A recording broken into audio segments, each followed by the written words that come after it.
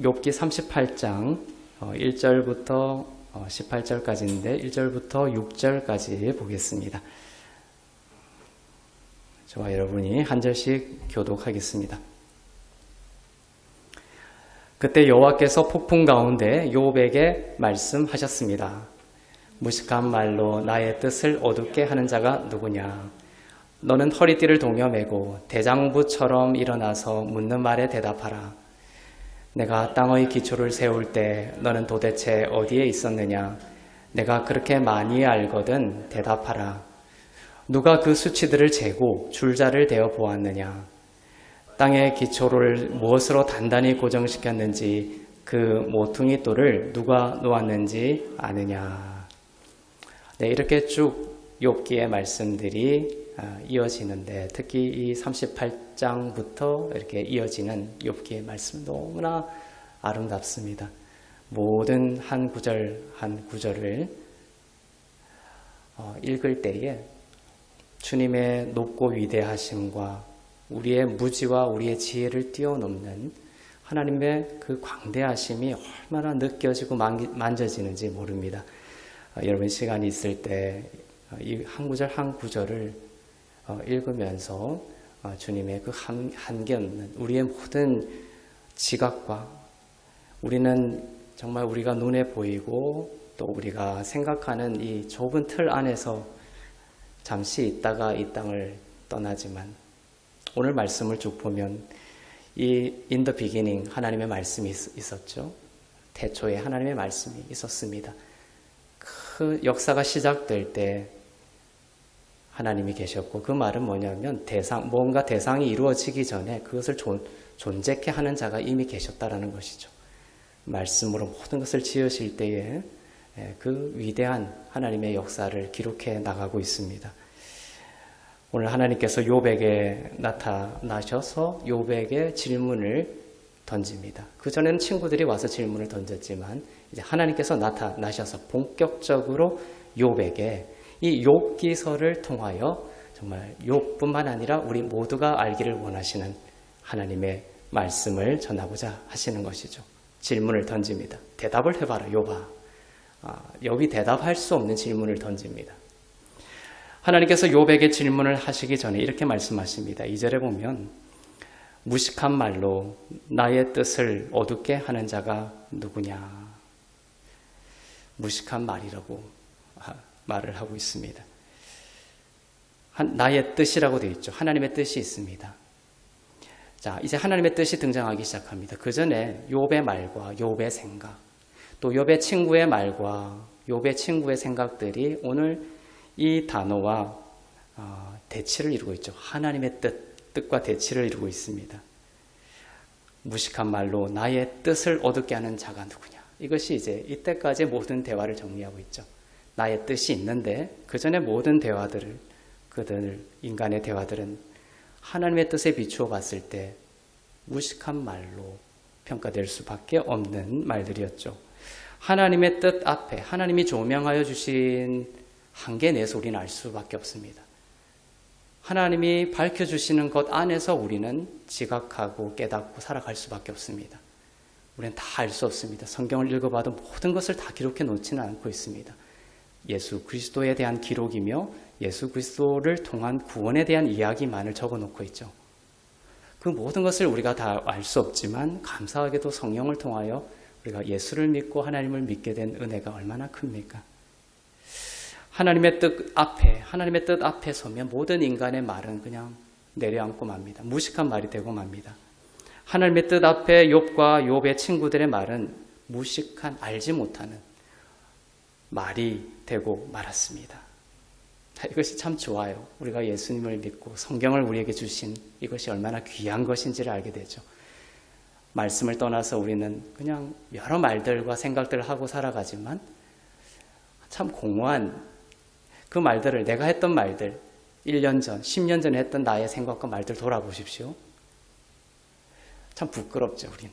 하지만 하나님의 성경을 볼 때는 이 말씀은 수천 년이 흘러도 변함없는 빛나는 찬란한 하나님의 뜻과 마음이 담긴 기록임에 감사드립니다. 이것을 우리는 계속 우리에게 주시고 이것에 비추어서 우리의 말과 또 우리의 행동을 그분의 시선과 말과 뜻에 맞춰가게 하시는 하나님의 은혜가 너무나 감사한 것입니다. 욥은 자기에게 일어난 그 모든 그 고난과 재난에 대한 자기의 의견이 있었습니다. 생각이 있었습니다.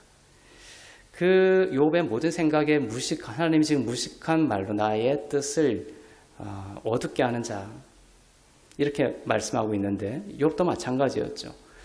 욥의 그 이전에 자기에게 일어난 모든 일에 대한 욥의 생각의 핵심은 나였습니다. 그죠? 나 스스로의 힘이었습니다. 나 스스로의 열심이었습니다. 나 스스로의 지혜였고 나 스스로의 능력이었습니다.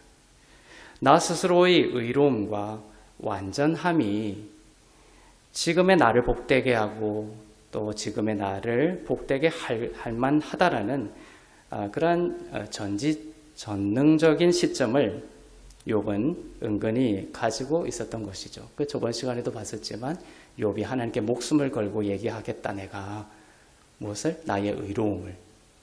그런 것들이 다 지금 무식한 말로 규정당하고 있는 것입니다.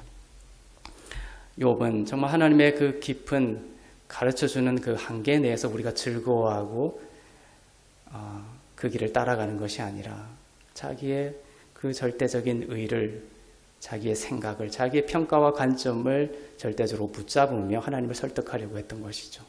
그것은 아니었던 것입니다. 우리의 인생도 마찬가지입니다. 여러분의 인생에 대해 하나님이 질문을 하십니다. 그때 우리는 우리의 의식과 우리의 능력과 우리의 지혜를 은근히 붙잡고 있고 의지하고 있는 경우가 많이 있습니다. 우리가 하나님께 기도로 나가고 간구하면서 나아갈 때 항상 중요한 관점은 뭐냐면 겸손해야 되는 거예요. 그러니까 내가 어떤 생각과 지각을 가지고 있었다 하더라도 하나님의 말씀 앞에 언제든지 내 생각을 바꾸겠다. 하나님의 그 진리의 말씀 앞에 내 생각을 맞추겠다라는 생각으로 겸손히 나아가야 하는 것입니다. 왜냐하면 하나님의 말씀과 뜻은 항상 우리보다 높기 때문이죠. 나의 의로움을 하나님께 구하여 나의 의로움에 맞는 대우를 자꾸만 받고자 하는 욥의 마음을 우리는 쭉 보아왔습니다. 그러나 오늘 하나님이 욥에게 하시는 질문은 욥의 입을 틀어막고 있습니다. 오늘 많은 질문을 하고 있죠. 땅의 기초를 세울 때 내가 무엇을 했는지 너가 보았느냐. 하나하나 질문들에 대해서 욥이 말을 할 수가 없어요. 대답을 할 수가 없습니다. 이때까지는 욥의 입이 막 열려 있었죠.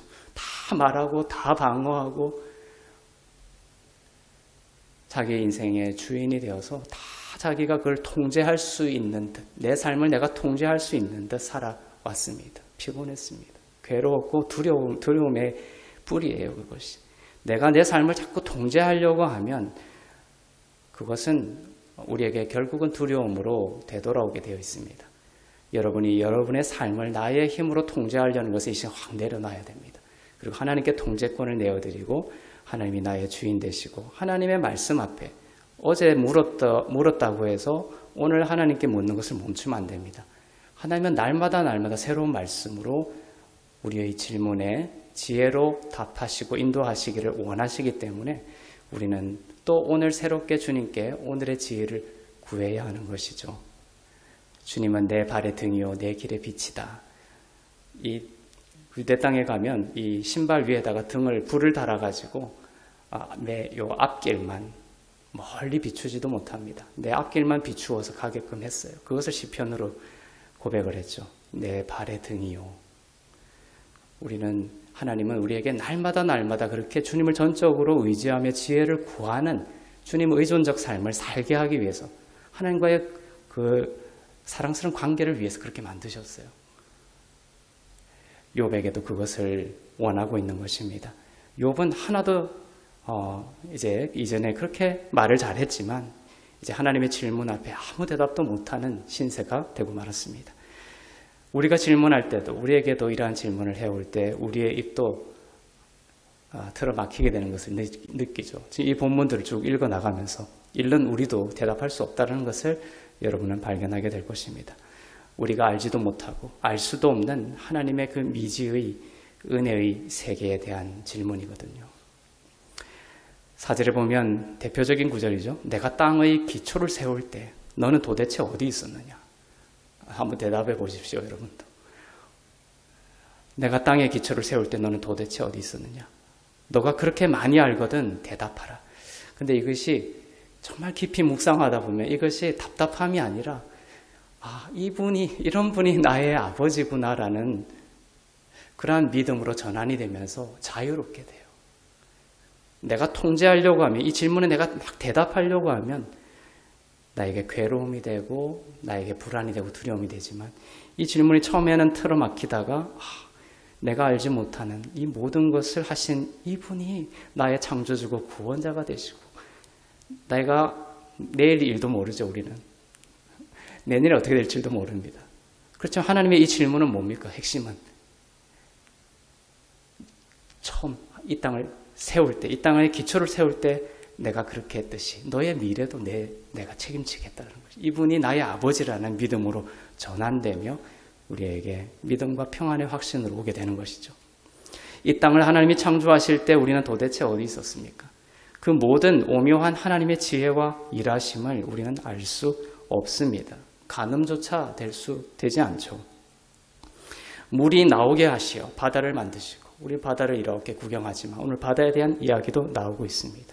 물이 나오게 하셔서 바다를 만든 그 모든 장면들을 우리는 알지 못합니다. 그리고 하나님께서 이렇게 말씀하시죠. 바다가 땅을 삼키려고 했을 때 하나님의 말씀이 그걸 막아서 지금의 바다가 되었다고 되어 있죠. 바다의 물이 더 이상 넘어오지 말라며 하나님께서 말씀으로 경계를 정해버렸습니다. 여러분에게 어둠과 재앙이 다가올 때도 하나님이 말씀하시면 여러분에게 넘어오지 못해요.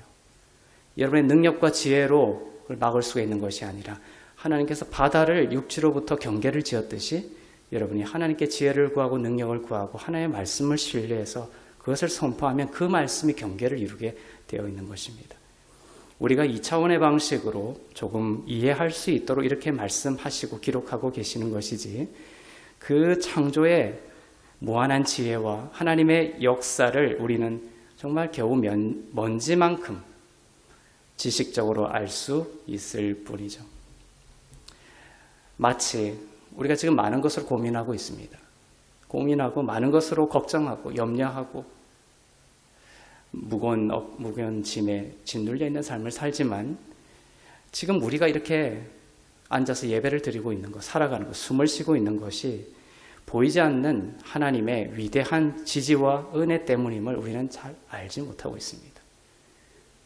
지금 우리가 영안이 열려서 하나님께서 여러분을 천사의 손으로 이렇게 막고 계시고 모든 재난과 사단의 엄청난 어둠의 공격들을 막아내고 계시다는 것을 영의 눈으로 볼 수 있다면 우리는 춤을 추고 기뻐하며 우리의 삶을 온전히 하나님께 드리고 의탁할 수밖에 없을 거예요. 영안이 안 열리니까 내 삶에 아무 일도 안 일어나고 무미건조하고 심심하고 또 내 삶이 흔들리고 걱정과 고민투성이구나 이런 식으로 눈에 보이는 육신의 방식으로 자신의 삶을 해석하며 자신의 삶을 이렇게 좁은 병 안에 가두고 마는 것입니다. 오늘 말씀을 통해서 하나님은 우리의 시야를 확대시키는 거예요. 모든 것이 하나님의 손에 지금 쥐어져 있고 하나님께서 통치하고 계시고 역사하고 계시고 지금 놀라운 일들을 하고 계시는 것을 보게 하는 것입니다. 그럼에도 불구하고 하나님은 우리에게 성령을 주셔서 우리가 다 알지는 못하지만 하나님은 성령을 주셔서 우리가 이 모든 것을 다 알지는 못하더라도 우리가 주님을 믿을 수 있도록 믿음을 주시는 것이 은혜이죠. 지금은 우리가 거울로 보는 것 같이 희미하나 욥기서를 이렇게 쭉 읽으면서 정말 일부 부분을 통해서 읽고 성령의 역사하심을 통하여 예수님을 믿게 되는 것이 또한 은혜라는 거예요. 그렇지만 그것도 희미한 수준이라고 성경은 말하고 있습니다. 지금은 거울로 보는 것 같이 희미하지만 주님이 다시 오시는 영광의 그때가 되면 우리는 주님을 선명하게 알고 욥기의 모든 하나님의 질문도 선명하게 알게 될 것입니다. 주님이 오시게 되면 오늘 너가 대답해봐라 했던 우리가 대답하지 못하는 이 모든 질문들에 대해서 우리가 알게 될 거예요. 이제는 거울과 거울을 보듯이 희미하게 보는 것이 아니라 얼굴과 얼굴을 대하여 보는 것 같이 분명하게 이 질문에 대해서 하나님이 어떤 역사를 펼치셨는지를 보게 될 것입니다. 오늘 하나님께서 여러분 가운데 놀라운 일을 행하셨던 것, 또 내일과 모레 여러분의 모든 삶 속에 하나님께서 얼마나 놀라운 일들을 하고 계실 것이며 또 지금까지 해오셨는지에 대해서 여러분의 모든 영안이 열리게 될 것이라는 것이죠. 하나님이 오늘 욥에게 던지는 질문은 욥을 소망으로 인도하기 위해서입니다. 또 대답 못하지 책망하기 위한 것이 아니라 욥을 참된 소망으로 인도하기 위해서입니다. 하나님의 질문이 욥의 입을 틀어막고 있는 것은 욥을 둘러싼 하나님의 은혜가 욥의 지식을 뛰어넘는 은혜라는 것을 알려주시기 위해서입니다. 욥은 이런저런 이유로 나는 형통할 것이다 이렇게 말을 해왔죠. 하나님은 이 모든 질문의 대답을 이제 예수님 때문이라는 곳으로 인도하여 가고자 하시는 것입니다. 왜 이렇게 질문을 하고 계십니까? 그 땅에 기초를 세울 때 내가 얼마나 이렇게 놀랍게 땅을 세우느냐 이 말씀을 하시려고 하는 게 아니죠. 결국은 성경은 어디가 in the beginning 이렇게 시작하고 있죠. 태초에 창세기는 그렇게 시작합니다. 요한복음은 그것을 더욱 밝혀서 태초에 똑같이 받으면서 말씀이 계셨고 그 말씀은 하나님과 함께 계셨고 그 말씀은 하나님이셨다라고 예수님에 대해서 밝히고 있습니다. 창세기 1장 1절부터 성경의 이야기는 예수를 기다리고 있는 거예요. 창세기 1장 1절을 펼치면서 성경의 모든 구절과 역사는 누구를 기다리고 있습니까? Son of God. 하나님의 아들을 기다리는 이야기입니다. 그리고 신약에서 하나님의 아들이 오신 것이죠. 욥에게 이런 질문을 하시는 것도 무엇입니까? 하나님의 의도는 Son of God. 하나님의 아들에 대해서 우리의 의식과 믿음을 수렴시키고 있는 거예요. 하나님의 이 질문이 욥을 틀어막고 입을 틀어막고 바로 예수님 때문이라는 우리에게 일어나는 모든 것이 예수님 때문이라는 곳으로 욥의 믿음을 인도하여 가고자 하시는 것입니다. 그분의 이름만이 흔들리지 않는 우리 삶의 반석이기 때문입니다. 욥이 자신의 이름을 의지하고 자신의 능력과 지혜를 의지했을 때 모든 것이 흔들려 버렸죠. 하나님이 욥에게 이러한 질문을 하는 것은 예수님 때문이야. 이제 장차 신약의 시대가 되면 그리고 이 예수님 때문에 이제 너는 흔들리지 않을 거야 라는 것을 말씀하고자 하시는 것입니다. 그래서 성경은 예수를 기다리고 있었던 것입니다. 예수는 오셨고 우리는 오신 메시아를 믿는 찬란한 영광의 베냐민 세대가 된 것입니다. 욥으로 하여금 그가 대답해 온 모든 것에 대해 입을 다물고 욥의 대답이 어디로 수렴하게 만들고자 하는 것이다고요? 네, 예수님 때문입니다. 로 수렴하게 만드시는 것입니다. 그래서 이제 이 38장을 쭉 기록해 나가면서 그 다음에 어떤 구절로 이어집니까? 내가 전에는 듣기만 하였사오나 이제는 눈으로 보게 되었습니다. 누구를요? 중보자를.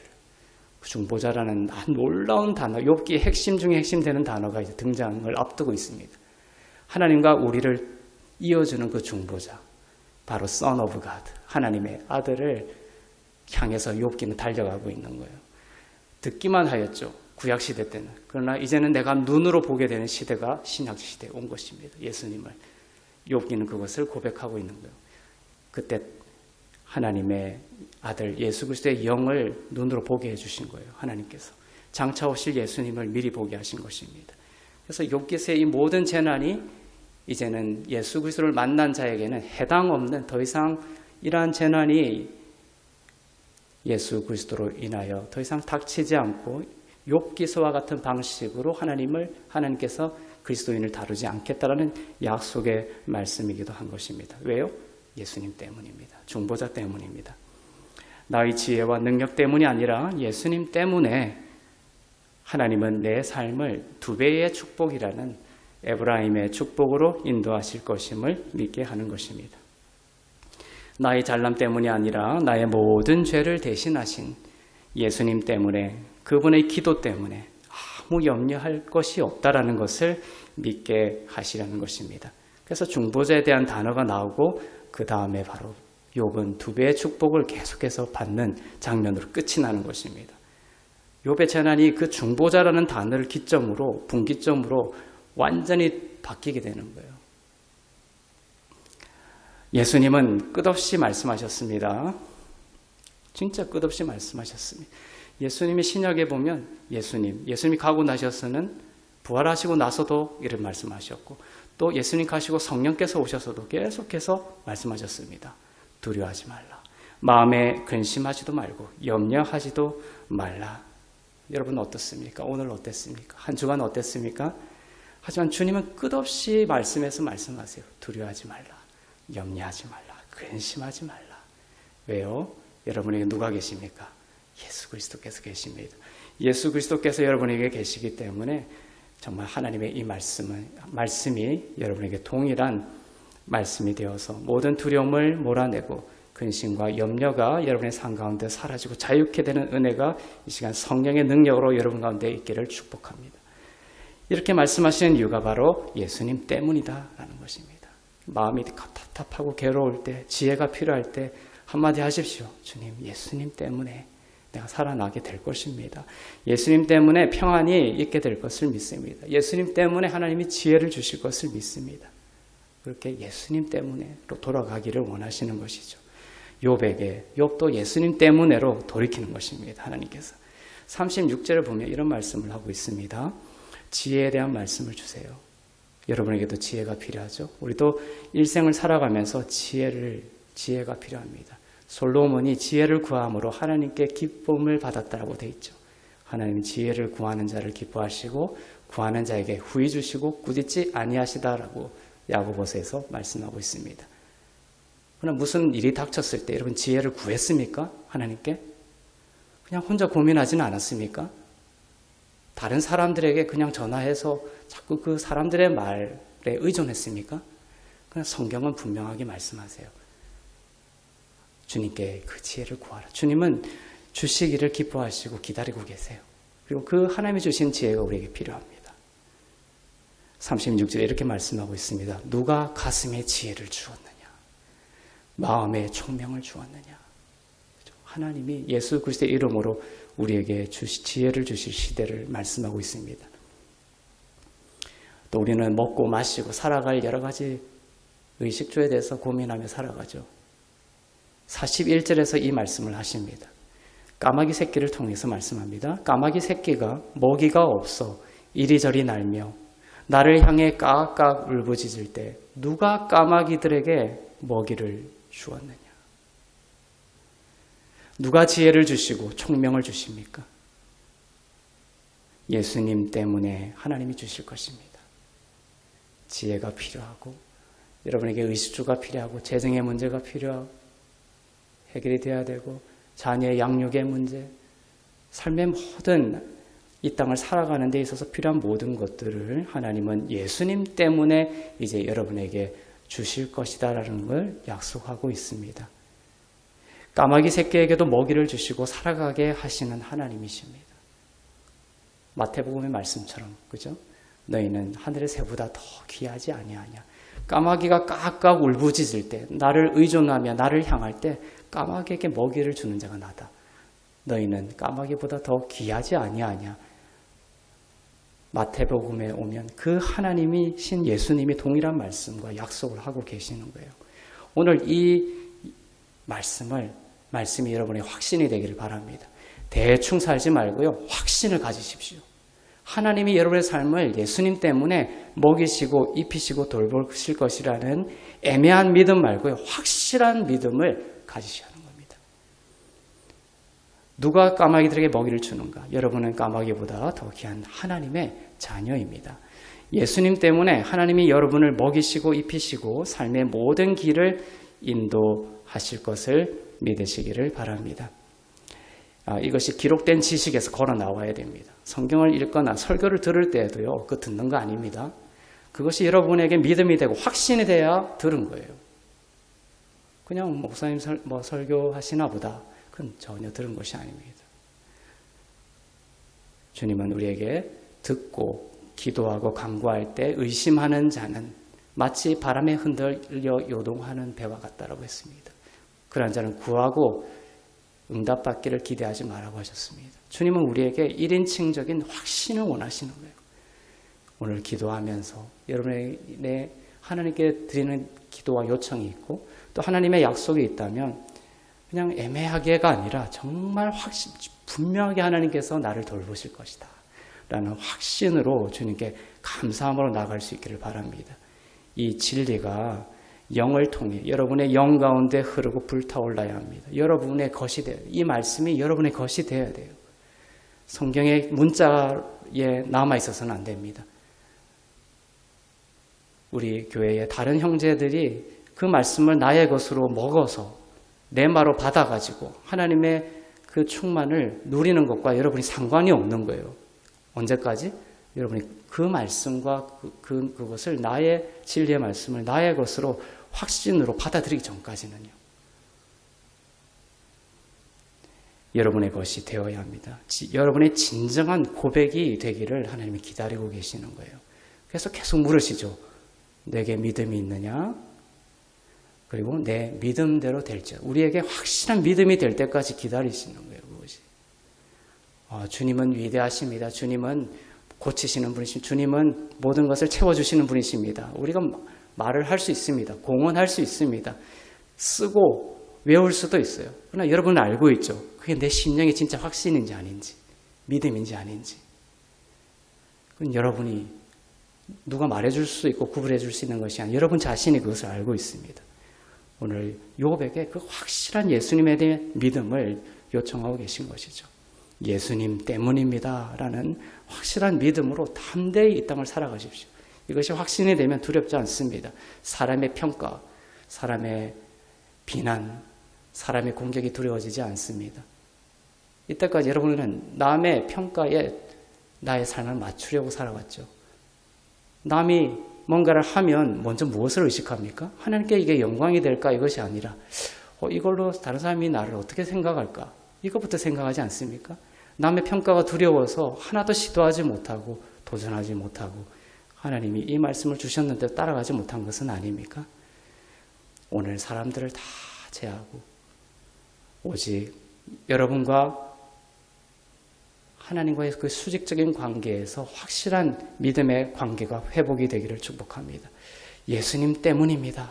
예수님 때문에 욥기의 그 마지막의 장이 이제 나의 삶에 왔고 펼쳐질 것을 내가 확신합니다라는 믿음을 가지세요. 예수님 때문에라는 말은 이제 무식한 말이 아닙니다. 하나님의 뜻이기 때문이죠. 이치에 맞고 공명정대한 대답이 됩니다. 그리고 그 대답은 하나님의 일하심과 역사를 여러분의 삶에 펼쳐놓는 기적의 고백이고 축복의 문이 됩니다. 오늘 기도하면서 여러분 스스로 여러 가지 질문을 오늘 던져보십시오. 그리고 그 질문 끝에 이렇게 대답해 보십시오. 네, 예수님 때문입니다. 예수님 때문에 하나님께서 이 기도에 응답하시고 하나님께서 예수님 때문에 이 질문에 대해서 축복해 주실 것을 믿고 확신합니다. 평안이 흐르고 여러분 분명히 기적을 보게 될 것입니다. 예수님 때문에 형통하게 될 것을 시냇가에 심은 나무는 시절을 쫓아 많은 열매를 맺으며 그가 하는 모든 일이 어떻게 된다? prosper, 형통하게 될 것이다 라고 약속하고 있습니다.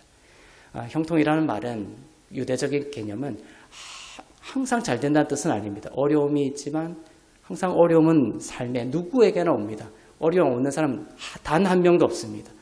그러나 하나님은 시냇가에 심은 나무, 주님을 사랑하는 자는 주님의 예수님 때문에를 고백하는 자들은 그 어려움들을 이렇게 이겨나가며 번성하게 되어 있어요.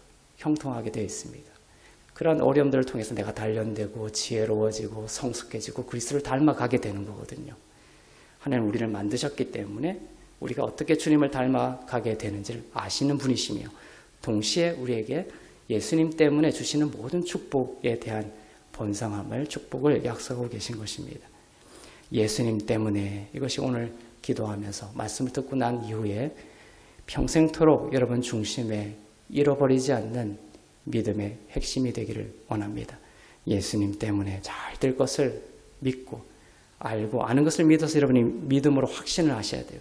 확신하며 의심하지 않는 모든 죄를 씻음 받은 의로운 하나님의 자녀들 되시기를 축복합니다. 기도하겠습니다.